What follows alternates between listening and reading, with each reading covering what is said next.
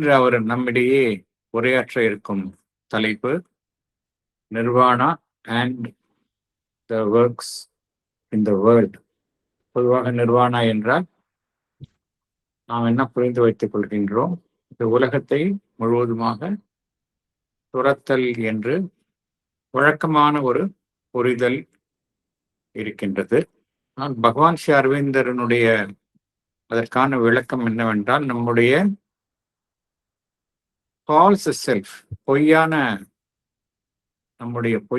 நம்முடைய ஜீவனினுடைய பொய்யான பகுதியிலிருந்து அதிலிருந்து முழுமையாக விடுபட்டு அந்த living in the true self, discarding your false self, அதுதான் நிர்வாணா என்கின்ற விளக்கம் பகவான் அருளியது. ஆகையினால் எவ்வாறு ஒருவர் அந்த நிலையில் இருந்து கொண்டே அதே சமயம் உலகத்தினுடைய இயக்கங்களில் ஈடுபடுவது. ஆகையினால இத்தகைய இது முக்கியமான ஒரு பகவானினுடைய பகவான் கீதைக்கு உரையில் கீதைக்கு விளக்கம் அளித்ததில் பகவானுடைய உரையில் இது ஒரு முக்கியமான ஒரு விளக்கமாகும். Over to you, Venkatesan sir. I leave the forum to you. You can explain more on that. Pranams to the Divine Mother. Pranams to Sri Aurobindo. Pranams to Guruji Sri M.P. Pandit. Pranams to my mentor and father Sri N. Rajgopal. Today's topic, Nirvana and Works in the World, from Essays on the Gita by Sri Aurobindo. Nirvana என்றால் தமிழில் முக்தி அல்லது மோட்சம் அல்லது ஆசைகளற்று போகும் நிலை என்று சொல்லலாம். இது துன்பம் மற்றும் மறுபிறப்பு சுழற்சியிலிருந்து முழுமையாக விடுதலை மற்றும் அமைதியை குறிக்கிறது. ஒருவர் அந்த நிர்வாண நிலையை அடையும் போது செயல்கள் பற்றிய கேள்வி எங்கிருந்து வருகிறது?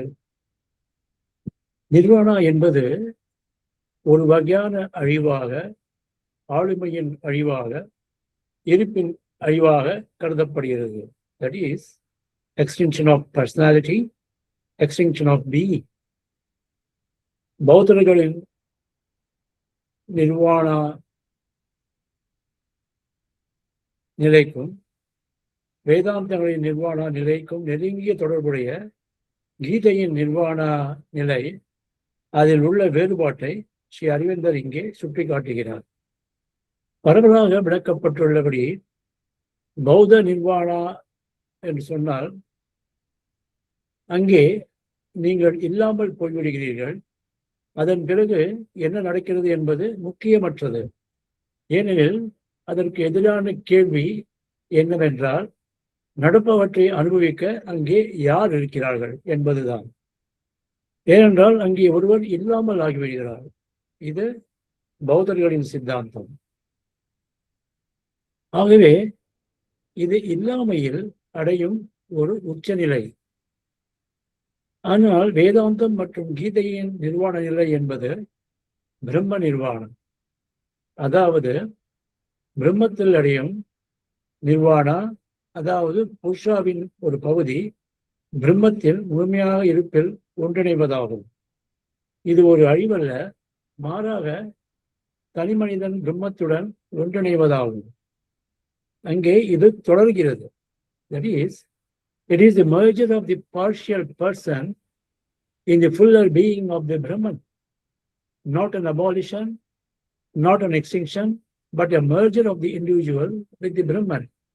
But it continues. Now, we will see about the works. செயல்கள் மற்றும் கிரியைகள் குறித்த கீதையின் போதனைகளை நாம் திரும்பி பார்க்கையில், பாரம்பரிய வேதாந்தம் சாதகரின் அகங்காரத்தை அகற்றும் ஒரு ஆயுத காரணியாகவும் தூய்மைப்படுத்தும் காரணியாகவும் பார்க்கிறோம். ஒருவர் பிரம்மத்தை உணர்ந்தவுடன் செயல்கள் அவற்றின் முக்கியத்துவத்தை இழந்து விடுகின்றன. அப்படி அவை செய்யப்பட்டாலும் ஒரு தவிர்க்க முடியாத தீமையாகவே கருதப்படுகிறது. இந்த அணுகுமுறைக்கு கீதை ஒரு மையமான கருத்தை வைக்கிறது. அது என்னவென்றால், மையமான பிரம்ம ஞானத்திற்கு முன்னும் பின்னும் வேலைகளுக்கு கீதை முக்கியத்துவம் அளிக்கின்றது. பிரம்ம ஞானத்திற்கு முன்பு கர்மவினைக்கான ஒரு வழியை முக்திக்கான வழியாக மாற்றுவதற்கான ஒரு நுட்பத்தை விவரிக்கின்றது. That is, Gita develops a technique of converting a means of karma into a means of liberation. செயல்களில் இருந்து தனிப்பட்ட காரணியை அகற்றி, that is, eliminate the personal factor from works. அகங்கார நோக்கத்தையும் நீக்கி தனக்கு கிடைக்கும் பணியை ஒரு கடமையாக ஏற்று எந்த பலனையும் எதிர்பார்க்காமல் அந்த செயல்களை இறைவனுக்கு எப்படி அர்ப்பணிப்பது என்பதை கீதை போதிக்கின்றது. உரிய காலத்தில் சாதகர் செயல்களில் பலனை மட்டுமல்ல, செயல்களை தேர்ந்தெடுக்கும் உரிமையை கூட துறக்குமாறு அறிவுறுத்துகிறது.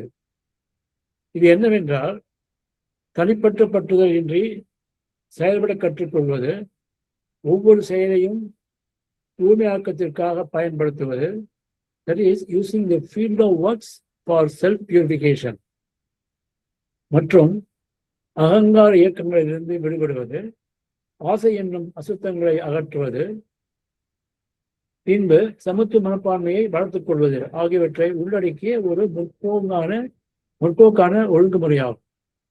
All these things are progressive discipline of learning. வெற்றியோ தோல்வியோ, எளிதோ கடினமோ, எதுவாக இருந்தாலும் எல்லா நிகழ்வுகளிலும் சமத்துவ மனப்பான்மையுடன் எதிர்கொள்ளும் அணுகுமுறை இங்கே வளர்க்கப்படுகிறது. ஸ்ரீ கிருஷ்ண பரமாத்மா கீதையின் 6வது அத்தியாயத்தில் தியானம் எப்படி செய்ய வேண்டும் என்பதை பற்றி சுருக்கமாக விவரிக்கிறார். He explains about the meditation and the place is Kurukshetra. ஒரு பேட்டில் ஃபீல்ட்ல is talking about meditation. ரொம்ப அதிசயமான ஒன்று. அதாவது அமைதியான ஒரு இடத்தை தேர்ந்தெடுக்க வேண்டும். அவர் இதைதான் கூறுகிறார். முதலில் ஒரு அமைதியான ஒரு இடத்தை தேர்ந்தெடுக்க வேண்டும். மிகவும் உயரமாகவும் இல்லாமல், மிகவும் தாழ்வாகவும் இல்லாமல், நிமிர்ந்த நிலையில் அமர்ந்து மனதை உள்இழுத்து அதை புருவங்களின் மையத்தில் உருவப்படுத்த வேண்டும் என்கிறார். He says, sit in a quiet place on your seat, which is neither too high nor too low. Sit in an erect position and draw in the mind and focus at the center of the eyebrows. பின்பு எண்ணங்களையும் புலன் கிளர்ச்சிகளையும் விலக்கி வைத்து ராஜயோகத்தை அடிப்படையாக கொண்ட இந்த தியான பயிற்சியை மனம் அமைதி அடைந்து மௌனமாக உயிரின் தூய்மையான தெளிந்த நீரில் ஆத்மாவின் பிரதிபலிப்பு தோன்றும் வரை கடுமையாக பயிற்சி செய்ய வேண்டும் என்கிறார். இதுதான் ஸ்டேஜ். இதுதான் மாறக்கூடிய பிரம்மமாகிய க்ஷரா நிலையிலிருந்து, தட் இஸ் மியூட்டபிள் பிரம்மன், மாறாத பிரம்மமாகிய அக்ஷரா நிலைக்கு, இம்யூட்டபிள் பிரம்மன், கடந்து செல்லும் ஒரு இயக்கத்தின் தொடக்கமாகும். From the stage of Kshara to the stage of Akshara. This is a transition from Kshara to Akshara. Akshara நிலையை உணரும் போது என்ன நடைபெறுகிறது என்றால், அனைத்தும் தனக்கே உரிய அமைதி முத்திரையுடன் எங்கும் நிறைந்த பிரம்மம், புற நிகழ்வுகளால் கலங்காத அமைதி, தீண்டப்படாத அசையாத பிரம்ம உணர்வில் ஏறக்குறைய முழுமையான ஒருமைப்பாடு தோன்றுகிறது.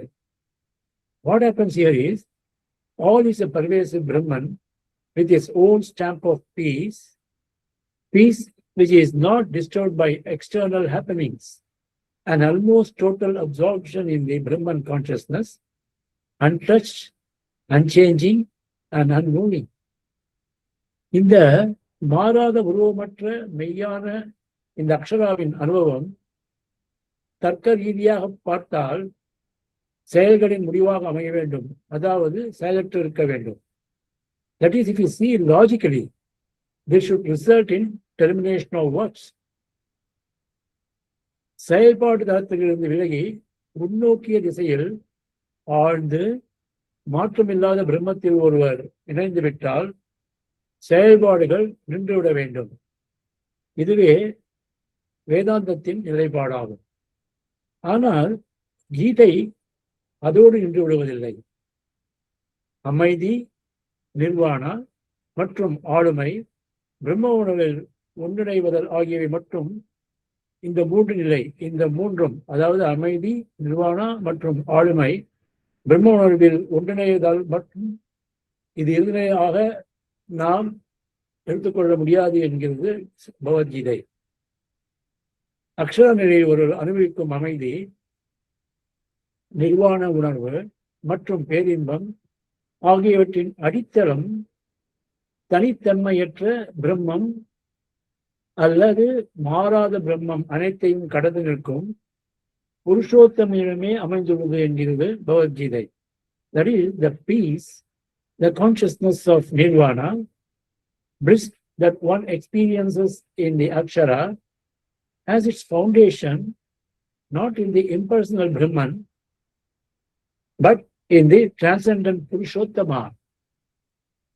தனிப்பட்ட மற்றும் தனிப்பட்ட உணர்வுகள் அற்ற, that is personal and impersonal, சரா மற்றும் அக்ஷரா ஆகிய இரண்டுக்கும் அப்பாற்பட்டவர் தான் புருஷோத்தமர். இவை இரண்டும் அவருடைய இரு நிலைகளாகும். கீதை சுட்டி காட்டும் இந்த புருஷோத்தமர் என்பவரே அந்த இறைவனும் செயல்களின் தலைவனும் ஆவார். அனைத்து செயல்களாகவும் செயல்களுக்கு சாட்சியாகவும் அவற்றை அனுபவிப்பவராகவும் இருப்பவரும் அவரே. மாறாத பிரம்ம நிலையை கடந்து, தட் இஸ் த இம்யூட்டபிள் பிரம்மன், புருஷோத்தமனின் செயலுக்கு தன்னை திறவாக வைத்துக் கொள்ளும் ஒருவர் எல்லா இடங்களிலும் எல்லா செயல்களிலும் தெய்வீக ஆன்மவமான இந்த இறைவனின் இருப்பை காண்கிறார். அவர் எங்கும் அந்த ஆத்மாவை காணத் தொடங்குகிறார். மாறாத பிரம்மனில் இருக்கும் அவர் ஆத்ம சாட்சாத்காரத்தில் நிலைத்திருப்பது உண்மைதான். அக்ஷய பிரம்மத்தில் ஆத்ம சாட்சாத்காரம் என்றால் செல்ஃப் ரியலைசேஷன், சைக்கிக் பீயிங். அக்ஷர பிரம்மத்தில் இருக்கும் தனித்தன்மையற்ற ஆத்மா, தட் இஸ் இம்பர்சனல் செல்ஃப், ஒரே நிலையுள்ள ஆத்மாவாகும். That is it's a static Purusha என்கிறார் ஸ்ரீ அரவிந்தர். ஆனால் புருஷோத்தமனின் இருப்பையும் செயலையும் ஒருவர் கருத்தில் கொள்ளும் போது வாழ்வின் இயங்கும் தன்மை அவர் பார்வைக்கு வருகிறது.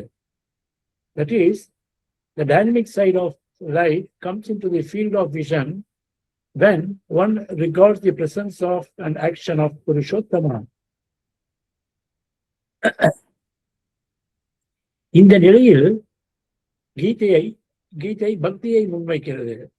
Now it brings the bhakti and devotion here. கரா சார்ந்த தளத்தில் கர்மா, அதாவது செயல் ஆதிக்கம் செலுத்துகிறது. அதே சமயம் அக்ஷர பிரம்மம் சார்ந்த அனுபவத்தில் ஞானம், அதாவது எது நிலையானவை மற்றும் எது நிலையற்றவை, எது தனித்தன்மை மற்றும் தனித்தன்மை அற்றவை ஆகியவற்றிற்கு இடையிலான ஞானத்துடன் மேலோங்கி நிற்கிறது. ஆனால் புருஷோத்தமனை பற்றிய உணர்வும் அவருடனான தொடர்பும் ஏற்பட்டவுடன் அன்பை மையமாக கொண்ட பக்தியே வாழ்க்கையை ஆளுகிறது. The devotion governs our life from that stage onwards. எனவே நிர்வாண நிலையை அடைந்தவுடன் செயல்களை கைவிடும் கேள்விக்கே இடமில்லை என்கிறார் ஸ்ரீ அரவிந்தர். Because what we saw both in Buddhism and in Vedanta, once we reach the stage of nirvana, there is no necessity for to do any work. But here, Sri Aurobindo says, it is not like that. Work will continue. That is the argument of Sri Aurobindo. Let us see further. உண்மையான நிர்வாண நிலை என்பது மாற்றமே இல்லாத நிம்மதியை சார்ந்தது.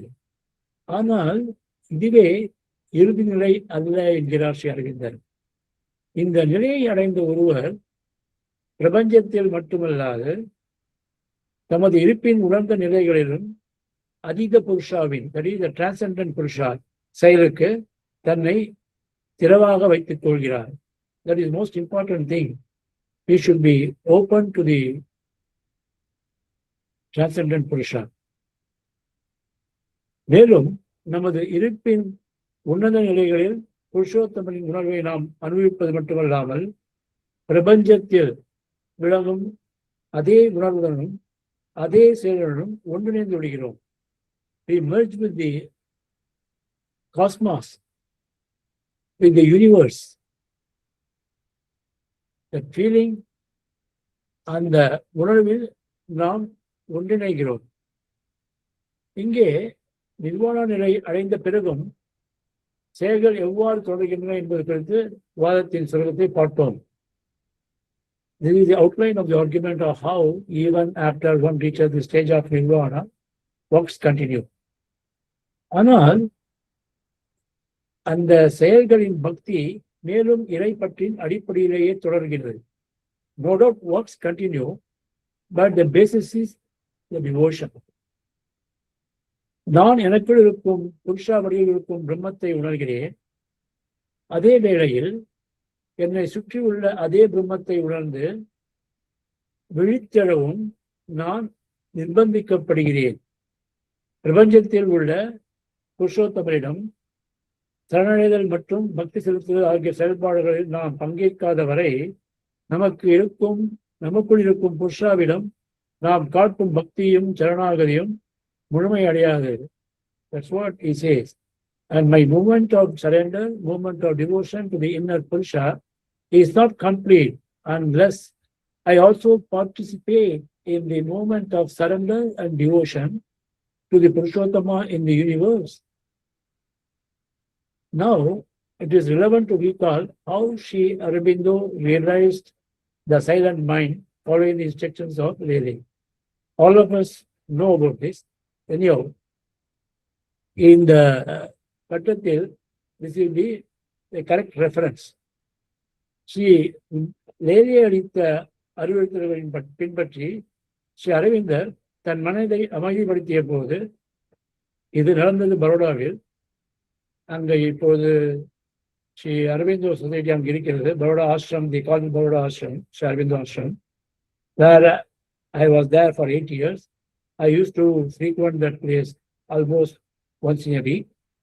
And it's a beautiful atmosphere, environment. And the Jura is still there. Where he silenced his mind for 3 days. It's still there. We can go and meditate there. It's a beautiful experience. Everyone should experience that. That is my wish. மீண்டும் அவருடைய அனுபவத்திற்கு வருவோம். ஸ்ரீ அரவிந்தர் தன் மனதை அமைதிப்படுத்திய போது மக்கள், நகரம் மற்றும் போக்குவரத்து நடமாட்டங்கள் அனைத்தும் ஏதோ ஒரு திரையில் தோன்றும் காட்சிகள் போலவும் அவற்றுக்கென்று தனிப்பட்ட உயர்நிலை ஏதும் இல்லாத போலவும் அவருக்கு தோன்றியது.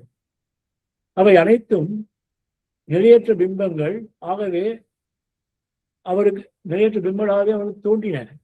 பிரபஞ்சம் ஒரு மையற்ற தன்மையை கொண்டதாக தோன்றிய இந்த அனுபவம் சிறிது காலம் நீடிக்கிறது. ஆயினும் அது ஒரு இடைக்கால நிலை மட்டுமே என்ற ஆழ்ந்த உணர்வு அவருக்குள் இருந்தது. ஆனால் மிக விரைவில் இன்னும் உயர்ந்த தளங்களிலிருந்து சக்தி, ஒளி மற்றும் ஞானம் ஆகியவை அவர் மீது இரக்கம் கொண்டது. அவை உலக இயக்கத்தின் பொருளையும் முக்கியத்துவத்தையும் அவர் கழித்தன. இறைவன் இங்கேயும் இருக்கிறார் என்பதை உணர்ந்து கொண்டார். வழக்கமாக ஆசை, அகங்காரம் மற்றும் தனிப்பட்ட காரணங்களின் உந்ததினால் இயக்கப்படும் உலக செயல்பாட்டிலிருந்து நம்மை விடுவித்துக் கொள்ள இந்த உலகம் உண்மையற்றது என்பதை உணரும் அனுபவத்தின் வழியாக நம்மை செலுத்துவது இயற்கையின் ஒரு யுக்தியாகும் என்கிறார் ஸ்ரீ அரவிந்தர். Because once we feel that my ego, my desire, all these things are responsible for all these things, but because of that, I feel this is not the reality. Reality is elsewhere. So this whole world is not real. So people, they renounce the world and take to sannyasa. But Sri Aurobindo is very much against this principle. He says this is the guidance or teaching given by the nature. This may be one of the techniques of the nature. That's what he says.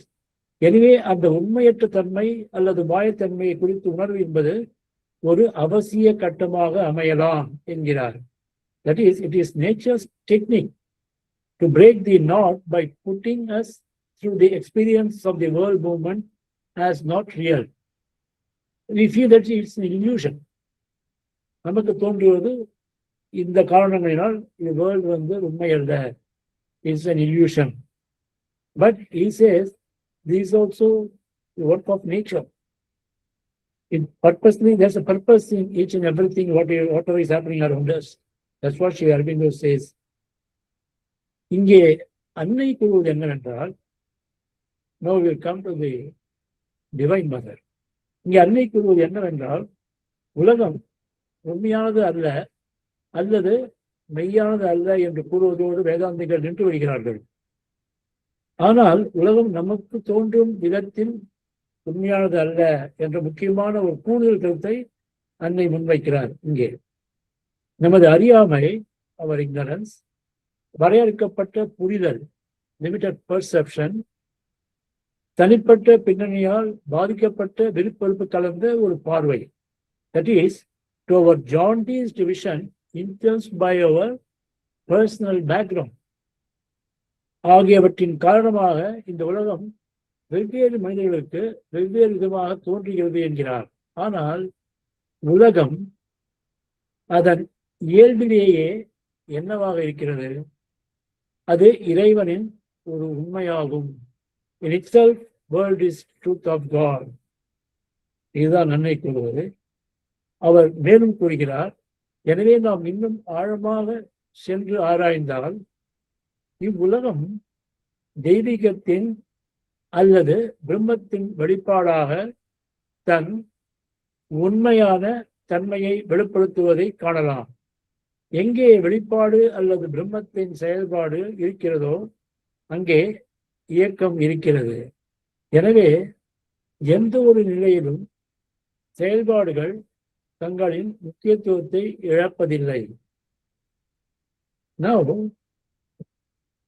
Sri Aurobindo says, மனித பயணத்தின் தொடக்க கட்டங்களில் அவை இன்றியமையாத பங்காற்றுகின்றன.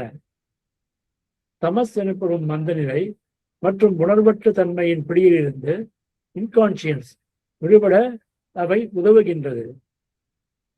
ஏனெனில் மனிதனை செயல்பட வைப்பதற்கான கருவிகளாக இயற்கையானது சுயத்தை வெளிப்படுத்த அகங்காரம் மற்றும் ஆசையை கூட பயன்படுத்திக் கொள்கிறது. That's where somewhere elsewhere Sri Aurobindo says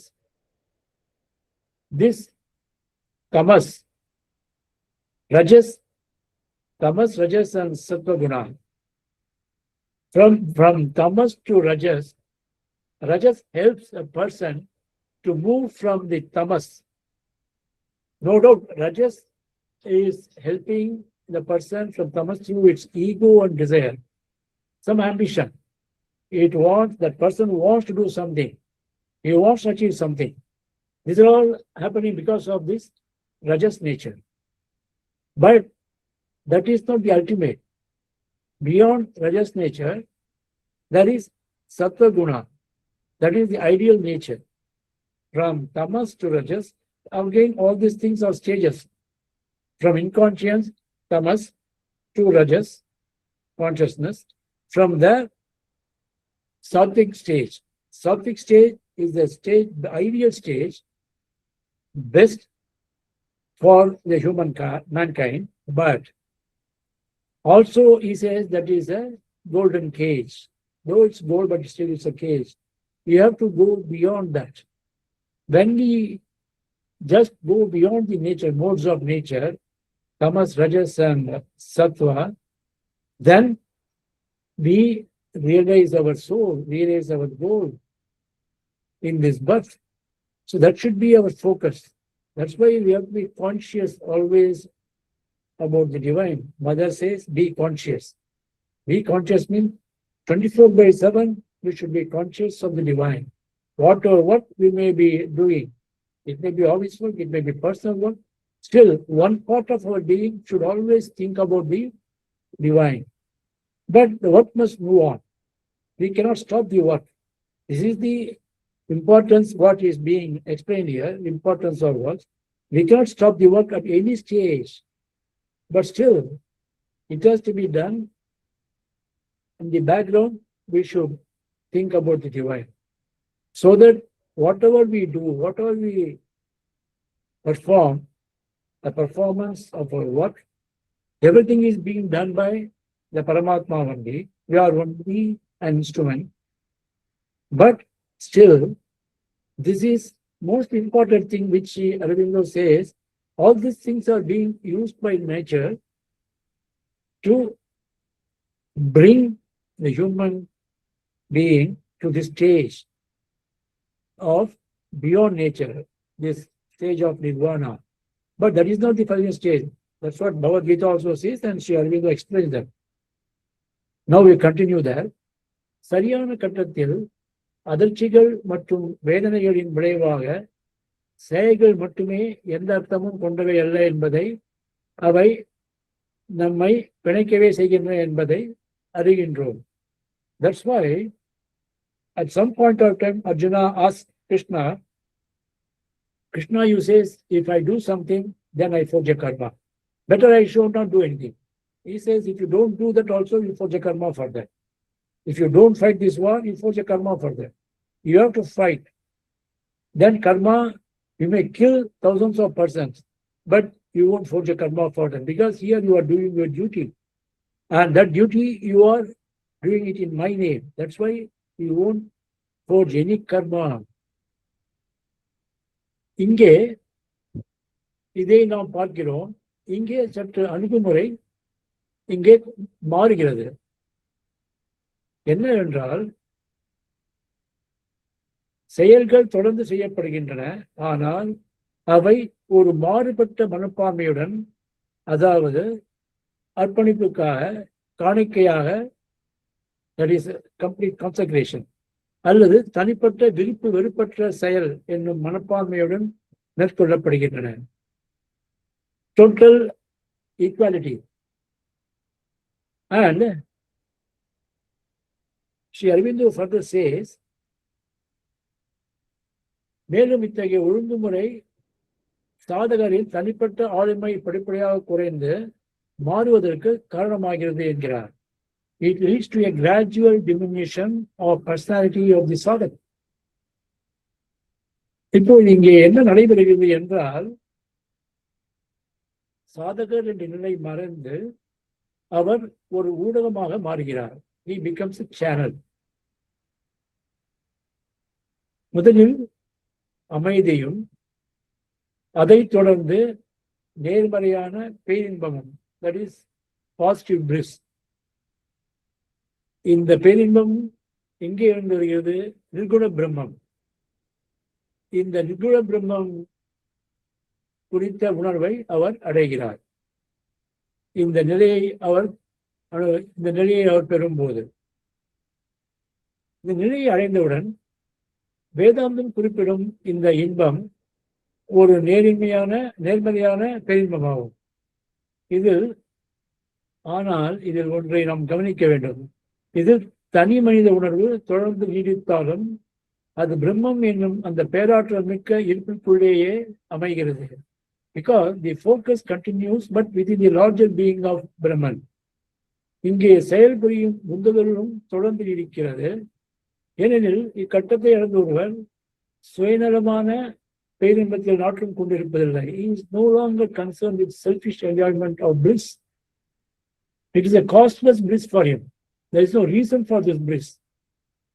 இறைவனின் வழியை பின்பற்றி அவர் மக்களின் நலனை அக்கறை கொண்டு அவர்களை குணப்படுத்துவதிலும் உதவுவதிலும் அவர்களை வழிநடத்துவதிலும் ஈடுபடுகிறார். சர்வபூதா ஹிதே ரதா என்று கீதை கூறுகிறது. இங்கே நாம் ஒன்றை பார்க்க வேண்டும். ஒரு கேள்வி, ஒரு சாதகர் ஒரு கேள்வி கேட்கிறார் ஸ்ரீ அரவிந்தரிடம். அதாவது ஒருவர் பிரம்ம நிலையை அடைந்து விட்டார். இது he is talking about individual salvation.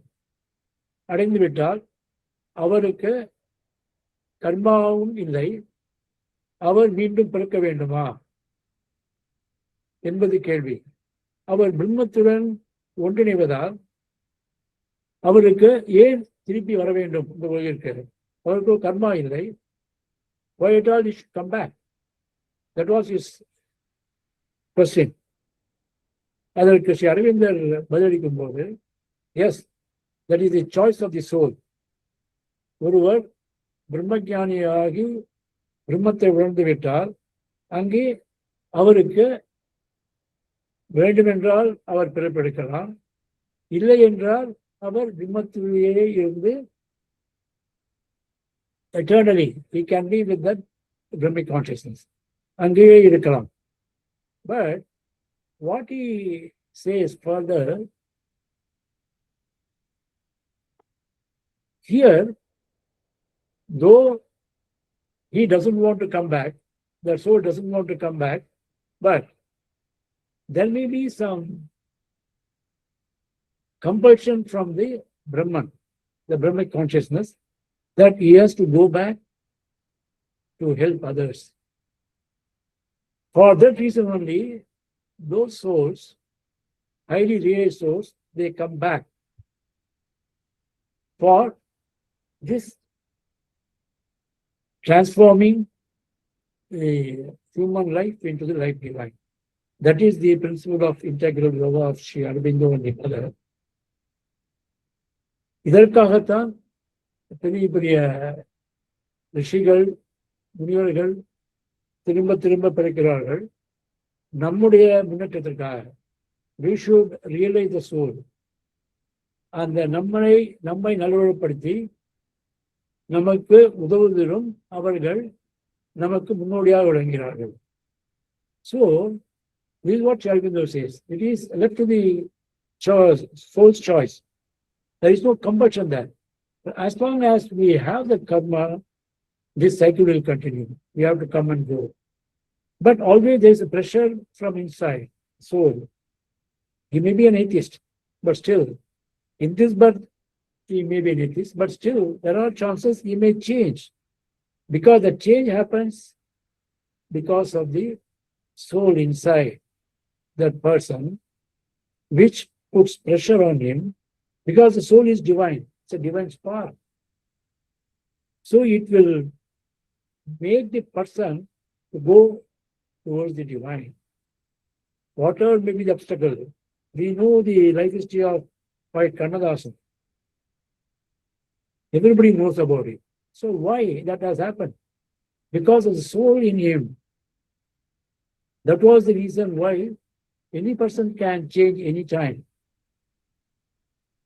The reason is that we have to think that we are not doing anything by ourselves, but it is being done by the Paramatma.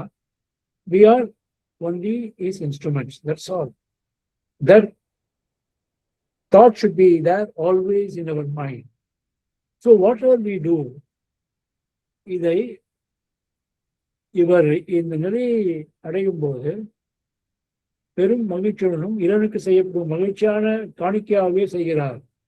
தனது உணர்வு நிலையில் முன்னேறி அனைத்தையும் கலந்து நிற்கும் இறைவனின் செயலுக்கு தன்னை திறவாக வைக்கும் போது அவர் எங்கும் இறைவனையே காண்கிறார்.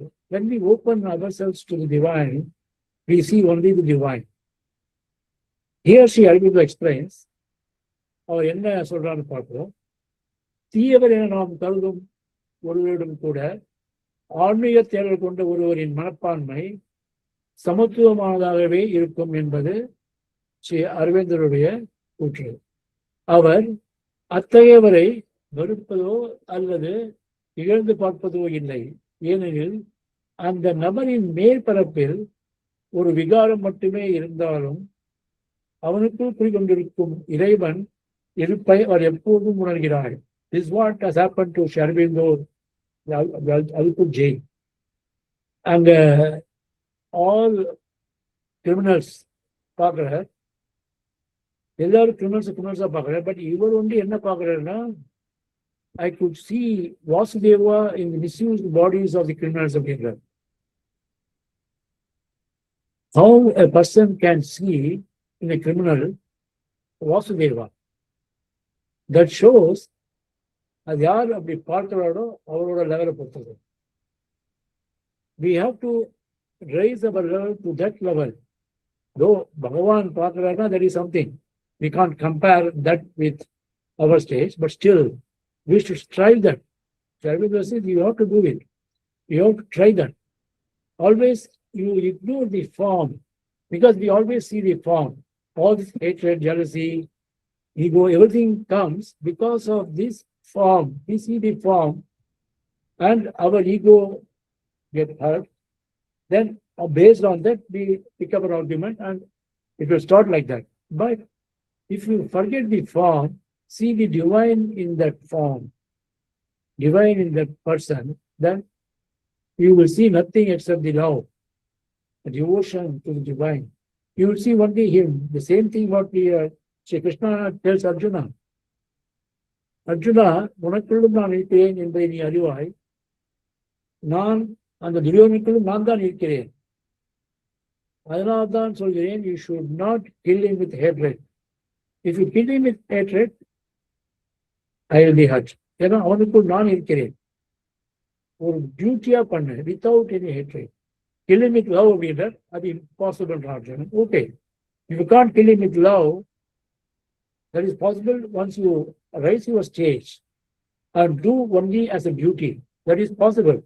But Arjuna என்ன சொல்றான், என்னால முடியாது, அவன் அவ்வளோ இது பண்றான். I cannot forget all those things. The moment I see him, I see only all those things, atrocities. அப்போ ஸ்ரீ கிருஷ்ண பரமாத்மா என்ன சொல்றார், okay, don't kill him with hatred. You need not kill him with love. At least don't kill him with hatred. அதுதான் நம்மளோட மனப்பான்மை எப்படி நம்ம பார்க்கிறோம் என்ன தெரிஞ்சப்படுத்துது. The main crux here is in the Gita. You should always shower love even on your enemy. அதுதான் கிருஷ்ணரோட இது போதனை. இங்கே ஸ்ரீ அரவிந்தர் கூறுவது என்னவென்றால், இதை மனதில் கொண்டு அந்த ஆன்மீக நண்பர் ஒருவரை வெறுப்பதோ அல்லது வசைப்படுவதோ அல்ல, மாறாக சமமான மனநிலையுடன் திகழ்கிறார். கீதை இந்த சமநிலை கருத்தை வெளிப்படுத்தும் போது வாழ்க்கையின் அனைத்து அனுபவங்களிலிருந்தும் சமமான மகிழ்ச்சியை பெற முடியும் என்பதை வலியுறுத்துகிறது.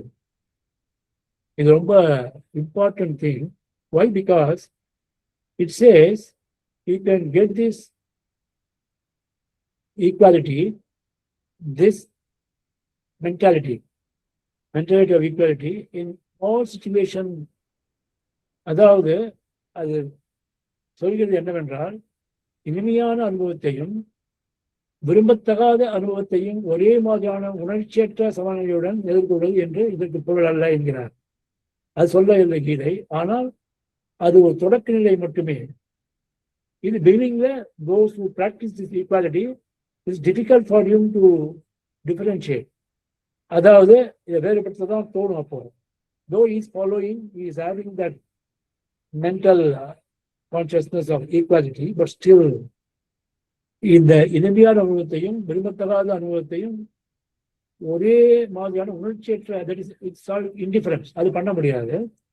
அது ஒரு தொடக்க, இட்ஸ் a beginning அப்படின்ற. ஆனால் எல்லாவற்றின் மேலாட்டமான தோற்றத்திற்கு அப்பால் உள்ள உண்மையை நாம் எப்போதும் காண்பதால், when we practice this equality, what happens is, by and by, நாம் என்ன செய்கிறோம் என்றால் அந்த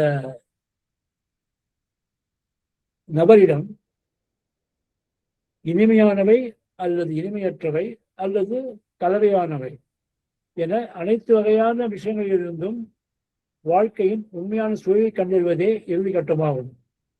இங்கே ஸ்ரீ அரவிந்தர் சொல்வது என்னவென்றால், we learn to draw the same rasa from things that are pleasant as also from unpleasant, from things which are mixed.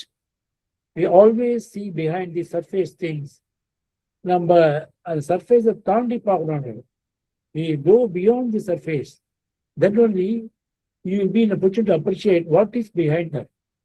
Behind that is divine, nothing but the divine. அதுதான் நம்ம பார்க்கணும். அப்படி பார்க்கும்போது இந்த உலகில், இந்த பிரபஞ்சத்தில் சண்டை சச்சரவு எதுவுமே வராது. அது பார்க்க முடியாததால் தான் நாம் இவ்வளவு இன்னல்களுக்கு ஆளாகிறோம். இப்படி ஒருவர் பிரபஞ்சம் முழுவதையும் முழுமையாக பார்க்கும்போது, அதாவது க்ஷரா மற்றும் அக்ஷராவை தனித்தனியாக பார்க்காமல் புருஷோத்தமா என்னும் பரம்பொருளின் பின்னணியில் அவர் இருப்பின் சூழலில் காணும்போது அங்கே பக்தி மற்றும் அன்பும் மலர்கிறது. That's what he says. Gita drives this point. See, when we go beyond that form, what you see is only the divine. இந்த பரமாத்மா பார்க்கும்போது நம்மளுக்கு எப்படி ஒரு வெறுப்பு வராது, எதுவுமே வராது. ஒரு என்ன ஒரு இதுன்னா அப்படியே லவ், டிவோஷன், அதுதான் வரும். That's what he says. அந்த பரம்பொருள் பின்னணியை நம்ம பார்க்கும்போது பக்தி மற்றும் அன்பு மலர்கிறது என்கிறது. எந்த ஒரு நோக்கமும் இல்லா பக்தியே உண்மையான அன்பாகும் என்று ஸ்ரீ அரவிந்தர் சுட்டி காட்டுவது இங்கு இதுதான். பக்தியே மிக முக்கியமான விஷயமாக சொல்கிறது என்கிறார். கர்மயோகம், அவர் சொல்வது என்னவென்றால், கர்மயோகம் சரியானதுதான், ஞானமும் அவசியம்தான். ஆனால் இவை இரண்டுமே பக்தியிலிருந்து தங்கள் ஆற்றலை பெறுகின்றன என்கிறார். சோ அரவிந்தர் சொல்றது கர்மம் யோகமும் வேண்டும், ஞான யோகமும் வேண்டும். ஆனா இது ரெண்டுத்துக்கும் பேஸே பக்தின்றது. பக்தி யோகம் தான் இது பேஸே. It gets its strength from both karma yoga and ஞான யோகம். இங்கே கிருஷ்ண பரமாத்மா மீண்டும் மீண்டும் கூறுவது என்னவென்றால், எல்லா நிலைகளிலும் என் மீது பக்தி கொண்டிருங்கள், என்னுள் வாழுங்கள் என்கிறார். Lord repeatedly says here, be devoted to me, live in me in all state. எல்லா சூழ்நிலைகளும் என்னுள் வாழுங்கள் என்கிறார். அது is it possible for us? Only we should introspect, and it is possible. Nothing is impossible in this world. It is possible, but we should introspect and change our attitude, change our nature, everything. Then only we can go towards the divine.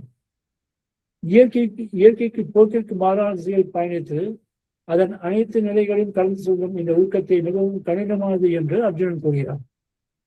இது எல்லாமே against நேச்சரா போறது. கிருஷ்ணா, என்னால இது மாதிரி பண்ண முடியும் தெரியலையே, எனக்கு ரொம்ப கஷ்டமா இருக்கு அப்படின்றான். அதற்கு அவன் இன்னொன்னு சொல்றான், கிருஷ்ணா நீ பரமாத்மா, நீ தெய்வம், உன்னால முடியும், ஆனால் நான் மனிதன், என்னால முடியாது என்கிறான். அதற்கு ஸ்ரீ கிருஷ்ண பரமாத்மா, உன்னால் முடியும், ஏனென்றால் நான் இது ராமாவதாரத்தில் நடத்தி காட்டிய பிறகுதான் உனக்கு இதை போதிக்கிறேன் என்கிறார். ஒரு சராசரி மனிதனாக இருந்து எல்லாவற்றையும் அனுபவித்து எல்லா சுகதங்களையும் அனுபவித்துத்தான் நான் இதை உனக்கு போதிக்கிறேன் என்கிறான். இங்கே மேலும் ஒரு கூறு என்னவென்றால், இப்பாதையில் எடுத்து வைக்கும் ஒவ்வொரு அடியும் வீண் போகாது அர்ஜுனா என்கிறார். இது கஷ்டமான பாதை தான். இதில் எடுத்து வைக்கும் ஒவ்வொரு அடியும் வீண் போகாது என்கிறார்.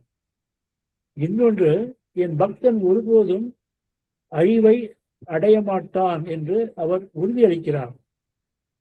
மேலும் அவர் கூறுவது என்னவென்றால், இந்த வாழ்வில் அந்த பயணம் முழுமை அடையாவிட்டாலும், that is our goal of self-realization. Suppose if we are not in a position to achieve this, he is assuring Krishna பரமதா சொல்வது என்னவென்றால், அவர் யோகிகளின் புனிதமான குடும்பத்தில் பிறப்பார். அங்கு இம்முறை எட்டப்பட்ட சாதனையே அவரது அடுத்த பயணத்தின் தொடக்க புள்ளியாக அமையும் என்கிறார். So this assurance also he gives. Suppose we are not in a position to complete our sadhana in this life, don't worry about it. You will continue this in next birth, where that situation environment will be continued to you to proceed further in this direction. அதான் யோகிகளின் குடும்பத்தில் பிறப்பா என்கிறார். And அது என்ன basis, இது வரைக்கும் what we have achieved during this birth will be the starting point in the next birth.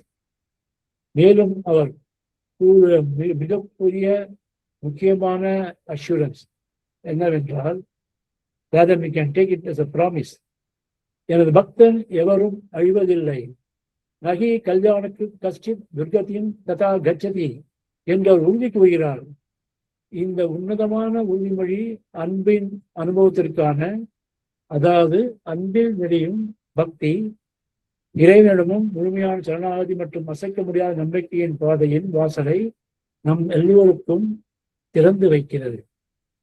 இதைத்தான் அவர் அர்ஜுனனுக்கு உபதேசிக்கிறார். ஒரு பேட்டில் ஃபீல்ட்ல, குருட்சேத்திரத்துல இத சொல்லும் போது என்ன வகையான சிச்சுவேஷன் இது, பேட்டில் ஃபீல்ட்ல he talks about nirvana, he talks about how to do meditation, he talks about how to maintain equality, how do you follow this principle and how do you achieve your goal. இது எல்லாம் battle ஃபீல்ட்ல 18 அத்தியாயத்துல ரொம்ப அழகா ஒன்னொன்னா விவரிச்சுட்டே வர, நம்ம சிலதெல்லாம் பார்த்துருக்கோம், இன்னும் பார்க்க போறோம் by the grace of Divine Mother and Sri Aurobindo. So with this, I would like to conclude today's session. Thank you very much all of you for your patience listening. Thank you very much, Mr. Chairman. இந்த நிர்வாணம் என்பது பற்றி, nirvana என்றால் என்ன, அது எவ்வாறு புத்த மதத்தில் கையாளப்படுகின்றது, அதே போல வேதாந்திக் கண்ணோட்டம் என்ன, கீதாவில் எவ்வாறு அது கையாளப்படுகின்றது என்பது குறித்து அழகாக விளக்கினீர்கள். புத்த மதத்தில் அந்த கம்ப்ளீட் தன்னை நான் என்கின்ற அந்த இண்டிவிஜுவல் பர்சனாலிட்டி அது முற்றிலுமாக அழிந்து போவதில், எக்ஸ்டிங்ஷன் ஆஃப் கம்ப்ளீட் பர்சனாலிட்டி, அதுதான் புத்திஸ்ட் வியூவில் அவ்வாறு கூறுகின்றார்கள். வேதாந்திக் பர்செப்ஷன்ல எப்படி இருக்கு அப்படின்னா, கம்ப்ளீட்லி யூ ஆர் மெர்ஜிங் இன் த பிரம்மன், இந்த பிரம்மனில் நாம் முழுவதுமாக ஐக்கியம் கொள்ளுதல், அதுதான் இந்த வேதாந்திக் பாயிண்ட் ஆஃப் வியூ. அங்கு அந்த அழிந்து விடுதல் என்பது கிடையாது, எக்ஸ்டிங்ஷன் கிடையாது, but merger, complete total merger in Brahman. இதுதான் வேதாந்திக் பாயிண்ட் ஆஃப் வியூ. கீதாவில் என்ன சொல்றோம், கீதா பாயிண்ட் ஆஃப் வியூல என்ன ஒரு முக்கியமான ஒரு இதுல இருந்து ஒரு டிபார்ச்சர் என்ன அப்படின்னா, the individual, no doubt you are merging in the Brahman, you are opening to the Purushottama consciousness. But at the same time, as an individual, you continue to do your duty. The individual continues.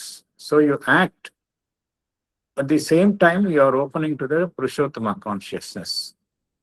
உங்களுடைய falls self கம்ப்ளீட்டா அழிந்து போய்விடுகின்றது. You are acting in your true self. இதுதான் பகவான் ஸ்ரீ அரவிந்தர் கொடுக்கக்கூடிய இந்த nirvana என்பதற்கான ஒரு விளக்கம். பகவான் கொடுக்கக்கூடியது என்ன அப்படின்னா, எங்க எக்ஸ்டிங்ஷன் கிடையாது, cessation of activity கிடையாது. The action continues, yet while your consciousness remain open to the Purushottama consciousness. இதுதான் இங்க வித்தியாசம். This is இந்த ட்ரீட்மெண்ட் பகவான் ஸ்ரீ அரவிந்தர் தான் வழங்கியுள்ளார். மற்ற பாரம்பரிய கருத்துக்கள்ல பார்த்தோம் அப்படின்னா, உலகை துரத்தல், வாழ்வை துரத்தல், முக்தியை நாடுதல் என்கின்ற ரீதியில் தான் நிர்வாணா என்கின்ற வார்த்தை பார்க்கப்படுகின்றது. இதுல முக்கியமா என்ன, ஒருவர் இந்த நிலையை அடைந்தவர் எந்த தன்மையை அடைகின்றார், அவர் அனைத்தையும் சமமாக பாவிக்கும் அந்த ஈக்குவாலிட்டி, அந்த தன்மையை அடைகின்றார். நீங்க 2 விதமான நிலைப்பாடுகளை கூறினீர்கள். ஒன்று, அந்த பிரம்மனினுடைய இரு நிலைகள், ஒன்று செயல்படாத நிலை அக்ஷரா ஸ்டேட்டஸ், மற்றொன்று செயல்படும் நிலை ஷரா ஸ்டேட்டஸ். இந்த அக்ஷரா ஸ்டேட்டஸ்ல தான் நம்ம வந்து கம்ப்ளீட்டா வந்து இந்த we are absorbed in the Brahman consciousness. இதில் தான் வந்து பார்த்தோம் அப்படின்னா கீதையில என்ன முக்கியமாக கூறுகின்றார்கள், நம்ம வந்து ஈவன் அக்ஷரா ஸ்டேட்டஸ்ல, அக்ஷரா என்றால் டைனமிக்கா இல்லாம இருக்கிறது, ஷரா என்றால் டைனமிக்கா இருக்கிறது, அக்ஷரான அதோடைய ஆப்போசிட் டேர்ம் அது. அது அவ்வாறு இருந்தாலும் கூட செயல்பாடு தொடர்கின்றது. அதுதான் இந்த கீதாவில் கொடுக்கக்கூடிய ஒரு முக்கியமான ஒரு மாறுபட்ட கண்ணோட்டம் என்பதை பகவான் ஸ்ரீ அரவிந்தர் விளக்குகின்றார். என்ன காரணம் என்றால் we act at the same time we remain open to the Purushottama consciousness. இதுல எந்த தன்மையில் நாம் செயல்படுகின்றோம், ஏன்னா இங்க செயல்பாடு என்பது நின்று விடுவதில்லை. எந்த தன்மையில் நாம் செயல்படுகின்றோம் என்றால் அன்பு, பக்தி. ஆகையினால இங்க செயல்பாட்டை துறக்க தேவையில்லை. அதே சமயம் நாம் இறைவனுடன் இறைவனிடத்தில் அன்புடனும் இறைவனிடத்தில் பக்தியுடனும் நாம் செயல்பாட்டில் ஈடுபடுகின்றோம். இதுதான் இங்க இருக்கக்கூடிய. அது மாத்திரம் இல்ல, நம்ம அந்த புருஷோத்தம கான்சியஸ்னஸ் என்பதை நாம் பிரபஞ்சத்தில் உள்ள அனைத்து வடிவங்களிலும் உயிர்களிலும் பார்க்கின்றோம். அதுதான் இங்க முக்கியமான பார்க்க வேண்டியது. ஏனென்றால் இந்த உலகம் என்பது மாயை என்பது என்கின்ற ஒரு கண்ணோட்டம் கூட பகவான் ஸ்ரீ அரவிந்தர் கீதா எஸ்எஸ்ஆன் கீதையில என்ன கூறுகின்றார் என்றால் அதுவும் வந்து ஒரு இயற்கையினுடைய செயல்பாடு தான். It's also work of nature. ஆனால் அது அவ்வாறு நம் கண்களுக்கு தெரிகின்றது, அவ்வளவுதான். மெய்யானது அல்ல என்கின்றது தோற்றம்தான். ஆனால் உண்மையிலேயே அந்த டிவைன் ரியாலிட்டி என்பது அது அனைத்திற்கும் பின்னால் இருக்கின்றது. அனைத்துமே இங்க உலகத்தில் காணக்கூடியது அனைத்துமே பார்த்தோம் அப்படின்னா டிவைன் மேனிஃபெஸ்டேஷன் தான். ஆகையினால இந்த நிர்வாணா என்கின்ற அந்த நிலையை எட்டிய பின்பும் கூட ஒருவர் தொடர்ந்து காரியத்தில் ஈடுபடுகின்றார். ஆனால் அந்த காரியம் எவ்வாறு இருக்கின்றது, இறைவனுக்கு அர்ப்பணிக்கப்பட்ட காரியமாக இருக்கின்றது. அது மேர் லேபர் கிடையாது. It is a consecrated work. அது சமநிலையுடன் செய்யப்படும் வேலையாக இருக்கின்றது. இந்த அவ்வாறு நாம் இருக்கும் பொழுது நாம் என்ன செய்கின்றோம், நாம் பார்க்கும் அனைத்து வடிவங்களிலும் அதன் மூலமாக அந்த பரம்பொருளை காண்கின்றோம். வடிவங்களை பார்ப்பதுடன் மேற்புறத்தில் நின்று விடுவதில்லை. வடிவங்களிற்கு பின்னால் உள்ள அந்த மெய்ப்பொருளை நாம் காணுகின்றோம். இது நமக்கு நமக்கு தான் அந்த சமநிலையை நமக்கு கொண்டு வருகின்றது.